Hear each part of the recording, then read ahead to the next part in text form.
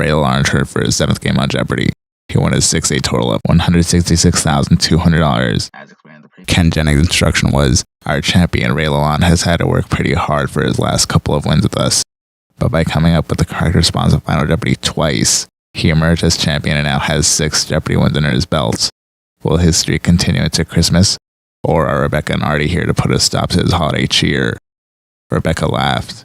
Remembering the category title, I've never seen that in the Jeopardy question. Couldn't make it any more obvious.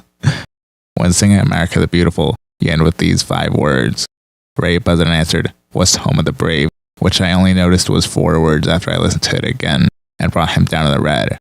After no one else buzzed in, Ken said, really not fair to make a Canadian try to do that. From sea to shining sea, in fact.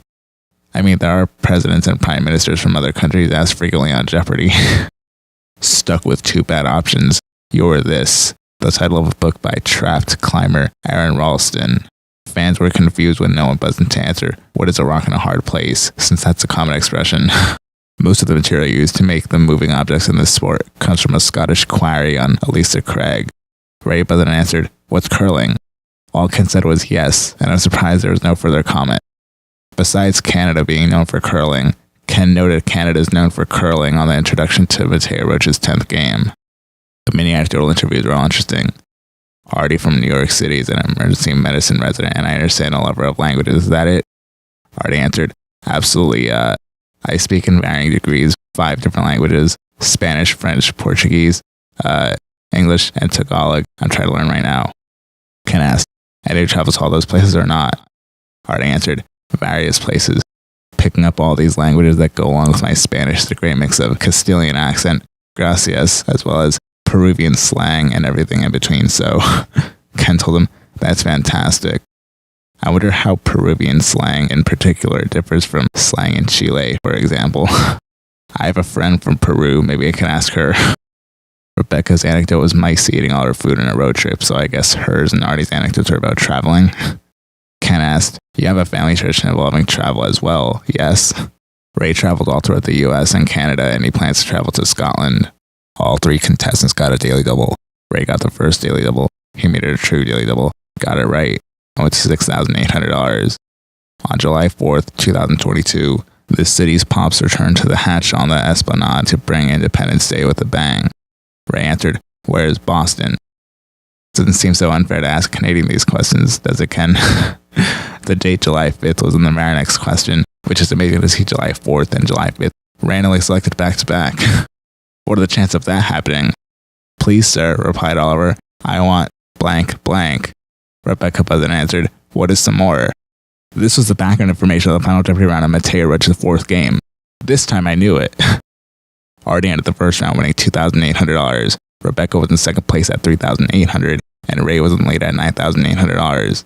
They all had an $800. Artie got the first daily double in Double Jeopardy. He made it a true daily double. Got it right. I went to $8,800.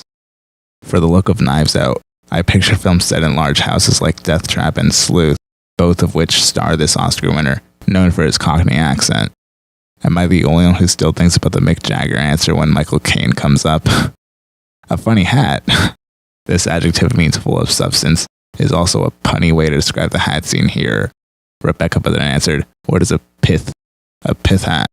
Then Ray Buzzard answered, what's pithy? Sorry, Rebecca. Rebecca got the second daily double in Double Jeopardy. Come on, Rebecca, you can make it a true daily double and answer correctly. She risked $5,000, unfortunately answered wrong, and went down to $4,400. What's even stranger is Artie's score was $4,400 before he got the first daily double, and Rebecca's score is now $4,400 after she answered the second daily double. The music for this came from a festive British song title, To Anacreon in Heaven. Ray Buzzard answered, what is the Stars and Stripes Forever? Then when no one else buzzed in, Ken told him, you're having a rough time with the song today, Ray, the Star Spangled Banner. This should have aired on July 4th. Ray ended Double Jeopardy winning $20,200. Artie was in second place at $13,200, and Rebecca was in third place at $6,400. No! Final Jeopardy category was American poems. The question was, in an 1847 poem, this character sees her town of Grand Prix burned, but finally reunites with her beau for a kiss before his death. I can't think of anything. The answer was Evangeline. In the poem by Longfellow, yes, an American poet, but set in Canada, Very good. Ray, the Canadian player, was the only one to answer correctly. The American players answered wrong. Ray wagered $6,300, which I just noticed is $100 under Rebecca's score, and went to $26,500. He's now at a 7-day total of $192,700. Excellent game from all three players. Can Ray do it again tomorrow? And as always, thank you for watching.